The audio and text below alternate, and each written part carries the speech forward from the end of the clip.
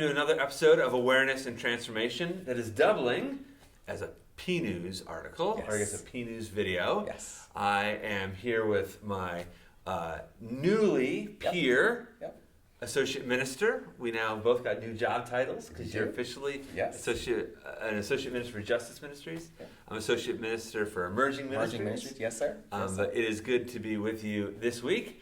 And we wanted to talk about this week something that all of you, ruling elder, teaching elder, congregation member, whatever, have heard about, and that is self-care. Self-care. It's so important.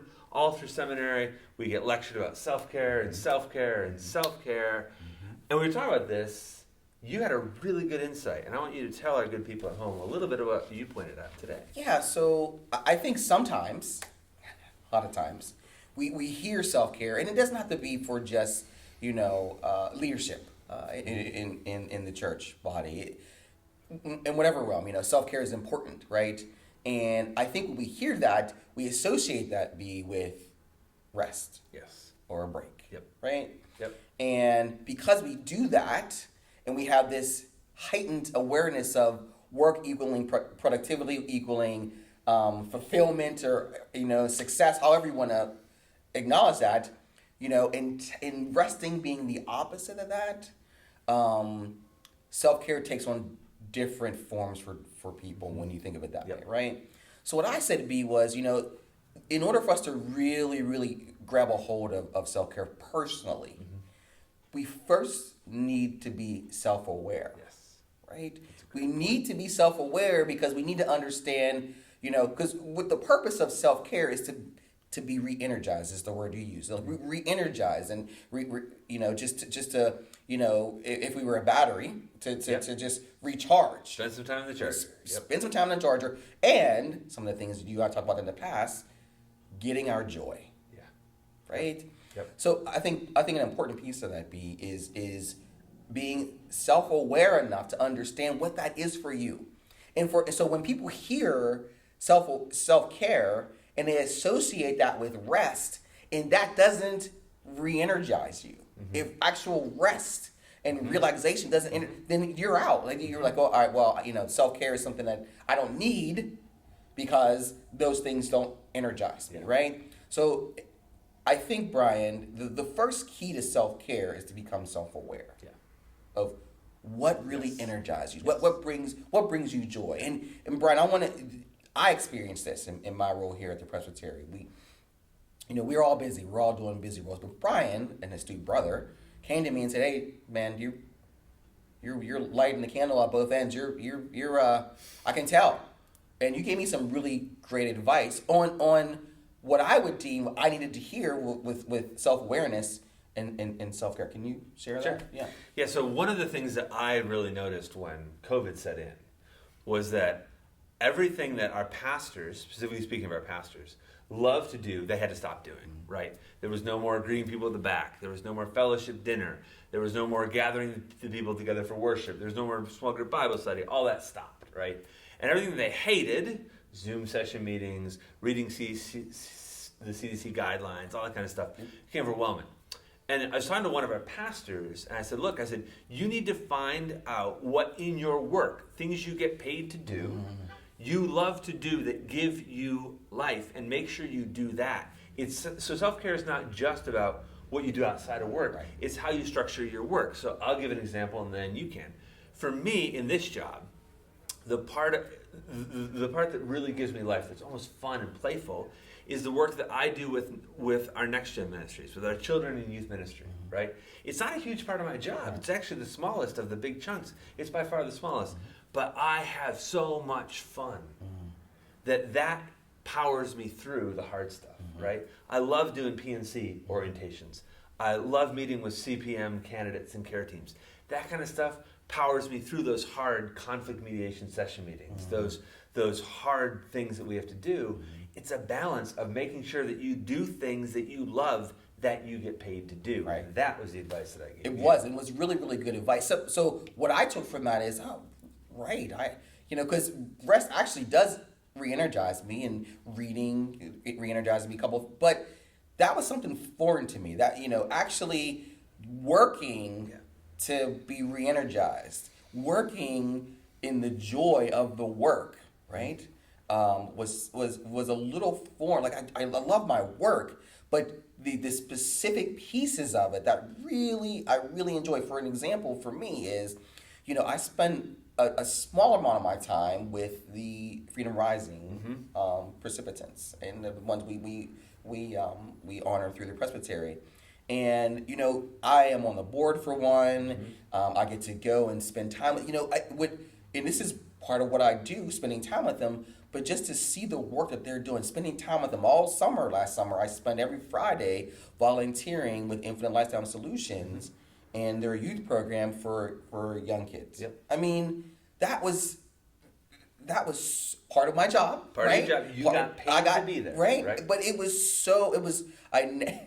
to your point, I didn't feel like it was work. Yeah. Right. Exactly. I didn't, Exactly. So I spent time with the executive the executive for Infinite Lifestyle Solutions. I spent time with all the staff people there. I got to spend time with our other partner through Foundation of Hope because they're partners in other things. Yep. It was wonderful. Yeah. And that's just a small piece of what I do, but I recognize that I needed this time. Now those of you who know me well know that Friday is usually my Sabbath. So, I wasn't going to say anything. Yeah, I know. But it was so. Would it make you feel any better if I told you it wasn't every Friday? Yes. Okay. But it was so. To your point, the advice you gave me was so great, which that we needed to do that. And I think for our brothers and sisters who are listening, you need to be able to find what those things are. What are those things in your work? Yes, in your work that you get paid to that you get paid to do that allow you to be re-energized, to bring joy, And I will add this, if you can't find anything, that is a problem. That's a red flag. It's a red flag for that. Absolutely. So I think the pandemic, through this pandemic, we have motored through all the things, because we had to, where the elders who were listening to this in your 9 to 5s, I'm sure you've had the opportunity to have to motor through some of the things that, to adapt in a way that you didn't anticipate moving forward, right? And that's great, and we should have done that, and we should continue to do that. But what as Brian said earlier, I think we've lost in that is our ability to have self-care and identify what we need to keep doing those things we have to do for our lives, right? For you and I, we need to be able to, in those times where it's hard, in those hard session meetings and in the struggles and the conversations we have as a leadership staff here in the Presbytery, it is the times where we are getting joy from other times in our job that allows us to I used this term earlier, motor through and be involved in the decision-making process to help us in our jobs, which is very, very important. So, Brian, people are listening, and as you've said, people mention self-care all the time, right? You need to be attentive, what would you tell those who are listening? What could be the first step? Someone raises their hand now and says, I am really not good. I'm really not good at self-care. Yep. What would you say to them to help them maybe take that first step to moving towards self-care? Well, I actually think it gets to what you said, right? What is it that gives you restoration? What is it that gives you life, right? And so, self-care is in and of itself a discipline, which is not what people are like, I need less disciplines. No. So that's the thing is, right? Self-care is a discipline. It is a set of habits, and it is a set of practices, right? And like for me, I wake up in the morning and the first thought is, man, I should go for a run, right? That's a discipline. It's not necessarily something I'm excited about, but I know I'm better physically, therefore I'm better spiritually, therefore I'm better emotionally if I exercise more. Yeah. Right. Yeah. It is, it's stuff like going to the doctor, getting blood work done. It reminds me of stuff to do blood work, right? Like it's about taking care of yourself. And so that's the first thing is I think understanding what are the disciplines that give you life. For me, true rest is part of that, right? Like if somebody functions and does a lot, it's kind of almost frenetic. You're like, last night, NCAA track and field championships are on TV. I sat on the couch and I watched them. Beautiful. Right? Yeah. And I gave myself 30, 45 minutes, an hour to sit there and not do anything. But that's not it. It's not just sitting and not doing anything. It's that and other things. So I think it's to your point. Identify what it is that actually feeds your soul, what restores you, not just passive rest. Yeah. That's so that in mind, right? What are the disciplines of self-care? Yeah, so in closing, I want to share another one of mine, which is this. Just, there are a number of things that Brian and I and Sheldon and Carl and the rest of the team here at the Presbytery do on a daily basis.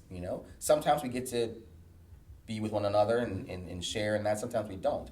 But I know it is, for me, it is the times where I'm in communion with my brothers and sisters. When we talk out loud about all the things that are going on in our work lives, that actually re-energizes me. It helps me to, and not necessarily complain, but just to share and just to have this common identification of, oh, these are the things that we're doing. Oh, you're doing them too, or you're doing something different. That I know I have learned over our time together that re-energizes me. So again, that you're right. This self-awareness of what actually brings us joy is important. So we hope this has been helpful. Yep.